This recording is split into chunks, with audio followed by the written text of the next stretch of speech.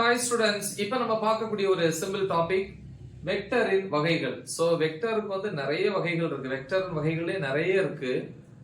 ஆனா வந்து நம்ம டெக்ஸ்ட் புக்ல வந்து மிக குறைவா தான் கொடுத்துருக்காங்க. நம்ம எக்ஸாமுக்கு வந்து இதுல இருக்கக்கூடிய வகைகள் மட்டும் நம்ம படிச்சா போதும், ரைட்?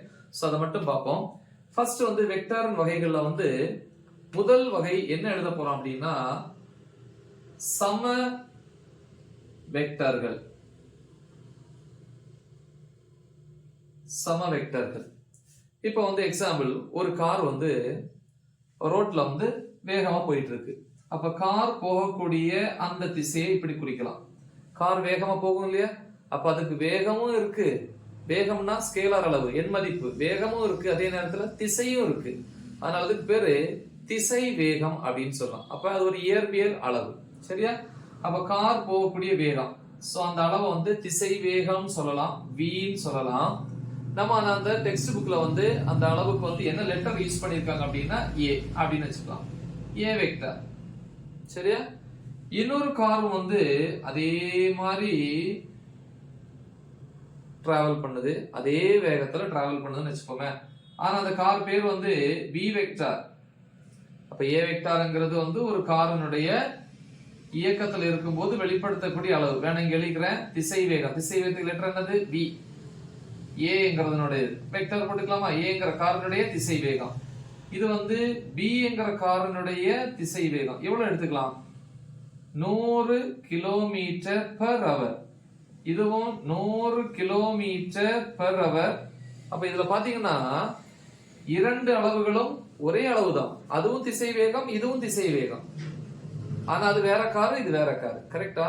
அப்ப ரெண்டு வெக்டார்கள் எண் மதிப்பிலையும் திசையிலையும் ஒரே மாதிரி இருந்துச்சு அப்படின்னா அந்த ரெண்டு வெக்டார்களை என்ன சொல்லுவாங்க அப்படின்னா சம வெக்டார்கள். அப்ப சம வெக்டார்கள் என்ன?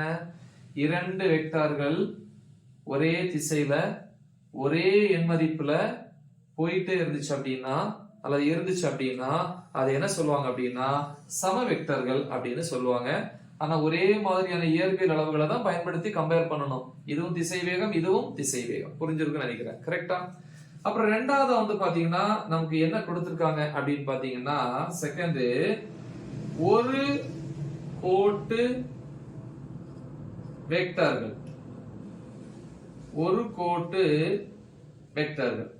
ஒரு கோட்டு வெக்டார்களை பொறுத்த வரைக்கும் ஒரே கோட்டுல வந்து ரெண்டு வெக்டார்களும் போயிட்டு இருக்கு, கரெக்டா? அப்போ ஒரே நேர்கோட்டுல வந்து இரண்டு வெக்டார்கள் வந்து போய்கிட்டே இருந்துச்சு அப்படின்னா அந்த வெக்டர்கள் என்ன சொல்லுவாங்க அப்படின்னா ஒரு கோட்டு வெக்டார்கள். அந்த நேரம் அது உருவாக்கக்கூடிய கோணம் 0 டிகிரி அல்லது 180 டிகிரியா இருக்கும். ஏன்னா உங்களுக்கு தெரியும், ரோட்ல வந்து ரெண்டு கார் போயிட்டு இருக்கு இல்லையா? சோ அப்ப வந்து அந்த ரெண்டு கார் எப்படி போலாம்? ஒரே கோட்டுல, ஒண்ணுக்கு பின்னாடி ஒன்னாவும் போலாம், இல்ல ஒண்ணுக்கு ஒண்ணு இணையாக ஒரே திசையிலையும் போலாம், இல்ல அப்படின்னா அதே கோட்டுல வந்து எதிரெதிர் திசையிலையும் போலாம், கரெக்டா? இப்ப வந்து அதனால இந்த ஒரு கோட்டு வெக்டார்களை வந்து நம்ம ரெண்டா பிரிக்கிறோம். என்ன பிரிக்கிறோம் அப்படின்னு பாத்தீங்கன்னா ஃபர்ஸ்ட் வந்து பாத்தீங்கன்னா இணை வெக்டார்கள். இணை வெக்டர்கள் அப்படின்னு எடுத்துக்கலாம். இணை வெக்டார் அப்படின்னா பாருங்க, ஒரு வெக்டார் இது ஏ வெக்டார்னு வச்சுக்கலாம். இன்னொரு வெக்டார், அதாவது ஒரு காரு, அதுக்கு பின்னாடி இன்னொரு கார் அதே கோட்டுல போகுது. அப்ப அதை வந்து பி வெக்டார் எடுத்துக்கலாம். நல்லா பாத்துக்கணும், பொதுவா இது ஒரு வெக்டார், இதுல ஒரு கார் போயிட்டு இருக்கு, இன்னொரு கார் அதே இதுல போயிட்டு இருந்தோம்னா நல்லா பாத்துக்கணும், ரெண்டு அச்சும் ஒரே இதுல இருக்கு. எப்ப இந்த அச்சு இப்படி பிரியுதோ அப்பதான் இந்த ரெண்டு கடையில வந்து கோணம் வந்து உருவாகும். அது வரைக்கும் சேர்ந்து இருக்கும்போது கோணம் என்ன? 0, ஒரே திசையில இருக்கனால, கரெக்டா? இதே இது இப்படி திரும்பும் போது 180 டிகிரி, கரெக்டா? இப்ப ஒரே இதுல போகுது, இணை வெக்டார்கள். அப்ப இரண்டு வெக்டார்கள் ஒரே நேர்கோட்டுல போயிட்டு இருந்தாலும் சரி, ஒன்றுக்கு ஒன்று இணையாக, ஒன்று இது மாதிரி இணையா ஒரே திசையில போயிட்டு இருந்தாலும் சரி, ரெண்டு கிடைப்பட்ட கோணம் என்ன? 0 டிகிரி. அப்ப இணை வெக்டார்ல வந்து எழுதிக்கலாம் தீட்டானுடைய மதிப்பு 0 டிகிரி. அப்ப இப்படியும் போலாம், இல்ல அப்படின்னா அல்லது ஆர் ஒரு வெக்டார் இப்படி ஏ வெக்டார், இன்னொரு வெக்டார் அதுக்கு இணையா இப்படி போலாம் பி வெக்டார். ஆனா ரெண்டு கிடைப்பட்ட கோணம் 0 டிகிரியா இருக்கணும். அப்போ ஒரே நேர்கோட்டில் செல்லக்கூடிய இரண்டு வெக்டார்கள் அல்லது ஒன்றுக்கு ஒன்று இணையாக செல்லக்கூடிய ஆனா ஒரே திசையில செல்லக்கூடிய அந்த வெக்டார்களை இணை வெக்டார்கள் சொல்லுவோம். ரெண்டு கிடைப்பட்ட கோணம் 0 டிகிரி. ஏன்னா எப்ப ரெண்டு கோடு ஒன்றுக்கு ஒன்று இப்படி மீட் பண்ணுதோ இப்படி சந்திக்குதோ அப்பதான் இந்த இடையில என்ன உருவாகும்? கோணம் உருவாகும். சரி, இதுல ரெண்டாவது மெத்தட் என்ன அப்படின்னா எதிர் இணை வெக்டார்கள். எதிர் இணை வெக்டர்கள். சோ இதுல வந்து பாத்தீங்கன்னா தீட்டானுடைய மதிப்பு 180 டிகிரி. எப்படின்னா பாருங்க, ஒரு கார் இப்படி போயிட்டு இருக்கு, இன்னொரு கார் அதே இதுல போயிட்டு இருந்துச்சு, அப்ப 0 டிகிரி. இப்ப இந்த கார் என்ன, இங்க இருந்து இப்படி திரும்பும்போது பாருங்க கோணம் உருவாகுது. பாருங்க இந்த ரெண்டு கடையில கோணம் உருவாகுது. இப்படி இருந்து இப்படி திரும்பி எதிர் திசையில இங்க போனது இப்படி திரும்புது அப்படின்னா 180 டிகிரி. அப்ப எப்படி எடுத்துக்கலாம் பாருங்க, முதல்ல ஏ வெக்டார் இப்படி, பி அப்படிதான் போயிட்டு இருந்தானா அது இங்க இருந்து இப்படி திரும்பும்போது இந்த பக்கம், அப்ப இவ்வளவு கோணம் திரும்பி இருக்கு. அப்ப தீட்டா ஈக்குவல் டு 180 டிகிரி. இல்லது ஒரு கார் இப்படி போகுது, இன்னொரு கார் இப்படி போக வேண்டியது இப்படி, அப்ப ரெண்டு ஒன்றுக்கு வந்து இணையாதான் இருக்கு, ஆனா எதிரெதிர் திசையில இருக்கு. அதனால இத எதிர் இணை வெக்டார்கள் உருவாக்கக்கூடிய கோணம் 180. அப்ப இப்படி டயக்ராம் போடலாம், அல்லது ஒரு வெக்டார் இப்படி போட்டுக்கோங்க ஏ வெக்டார், இன்னொன்னு இப்படி போட்டுக்கோங்க இத பி வெக்டார், இடைப்பட்ட கோணம் 180 டிகிரி. அப்ப இரண்டு வெக்டார்கள் ஒரே நேர்கோட்டில் ஒரே திசையில் அல்லது ஒன்றுக்கொன்று இணையாக ஒரே திசையில போச்சுன்னா அதை இணை வெக்டார்கள் சொல்லுவோம். இந்த இரண்டு வெக்டார்களுக்கும் இடையே உள்ள கோணம் வந்து எவ்வளவு? 0 டிகிரி. எதிர் இணை வெக்டார்கள்ங்கிறது வந்து இரண்டு வெக்டார்கள் ஒரே நேர்கோட்டுல வந்து எதிரெதிர் திசையில செயல்பட்டா அத எதிர் இணை வெக்டார்கள் கோணம் 180 டிகிரி. அல்லது இரண்டு வெக்டார்கள் எதிரெதிர் திசையில ஒன்றுக்கொன்று இணையாக இருந்துச்சு அப்படின்னா அத எதிர் இணை வெக்டார்கள் அப்படின்னு சொல்லுவாங்க. கரெக்டா? இனி அடுத்து மூணாவது மெத்தட் நம்ம பார்க்கலாம், சிம்பிளா பார்ப்போம். மூணாவது ஓரலகு வெக்டார். ஓரலகு வெக்டார் அது என்ன ஓரலகு வெக்டார்? அதுக்கு என்ன லெட்டர் அப்படின்னா கேப். இந்த மாதிரி கேப் போடுவாங்க. இப்படி பொதுவா வெக்டாருக்கு வந்து இந்த மாதிரி ஆரோ மார்க் போடுவோம், ஓரலகு வெக்டாருக்கு இந்த மாதிரி கேப். கேப்னு சொல்லலாம், இல்ல ஹேட்னு சொல்லலாம். ஹேட் அப்படின்னு சொல்லலாம், ஜேடி. எஸ். சோ இப்ப வெக்டாருக்கு வந்து பொதுவா லெட்டர் ஏ, இல்ல ஏங்கிற அளவு தான் நம்ம பயன்படுத்துறோம்.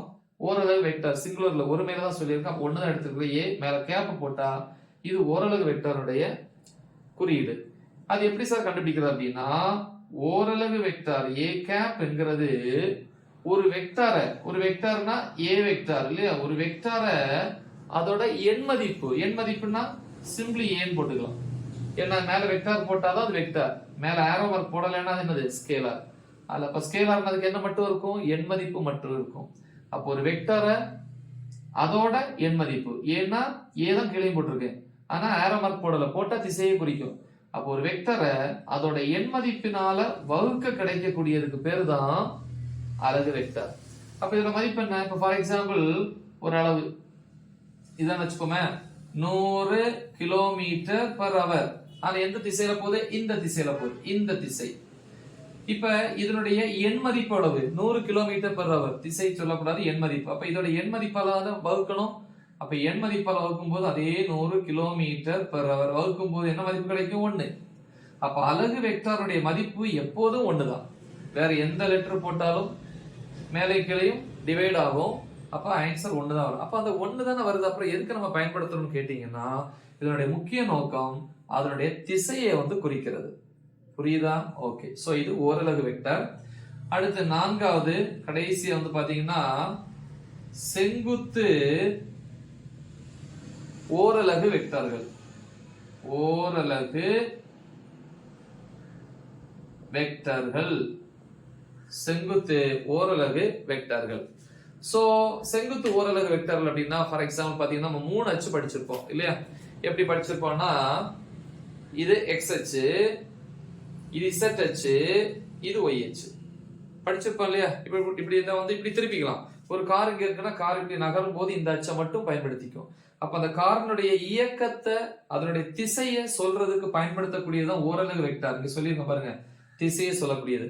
அப்ப எக்ஸ் அச்சுல இருந்துச்சுன்னா ஓரலகு வெக்டாருக்கு என்ன லெட்டர்னா ஐ கேப், ஒய் அச்சுல வந்து ஜே கேப், இசட் அச்சுல வந்து கே கேப், அப்படி 3 அலகு வெக்டார்.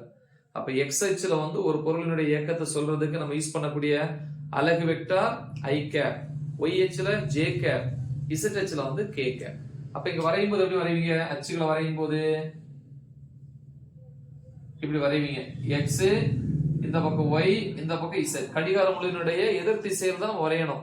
இயற்பியலை பொறுத்த வரைக்கும் நம்ம அப்படிதான் எடுத்திருக்கோம்னு சொல்லியிருக்கேன். சரி, இப்ப x அச்சா இருந்துச்சுன்னா அலகு வெக்டார் x அச்சினுடைய திசையை குறிக்கிறது i கேப், y அச்சினுடைய திசையை குறிக்கிறது j கேப், z அச்சினுடைய திசையை குறிக்கிறது k கேப். இதுல ஏதாவது ரெண்டு அலகு வெக்டார்கள், இப்ப example j cap k cap, ஏதாவது ரெண்டு அலகு வெக்டார்கள் ஒன்றுக்கொன்று செங்குத்தா இந்த மாதிரி 90 டிகிரில இருந்துச்சு அப்படின்னா அந்த அலகு வெக்டார்களை, அந்த ஓரலகு வெக்டார்களை என்னன்னு சொல்லுவோம் அப்படின்னா செங்குத்து ஓரலகு வெக்டார்கள் அப்படின்னு சொல்லுவோம்.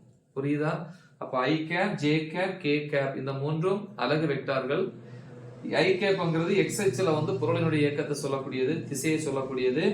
j கேப்ங்கிறது y அச்சுல வந்து பொருளின் இயக்கத்தையும், k கேப் வந்து z அச்சுல பொருளினுடைய இயக்கத்தையுடைய திசையையும் குறிக்கக்கூடியது. ஓகேவா? சோ அப்போ கொடுத்திருக்கோம்.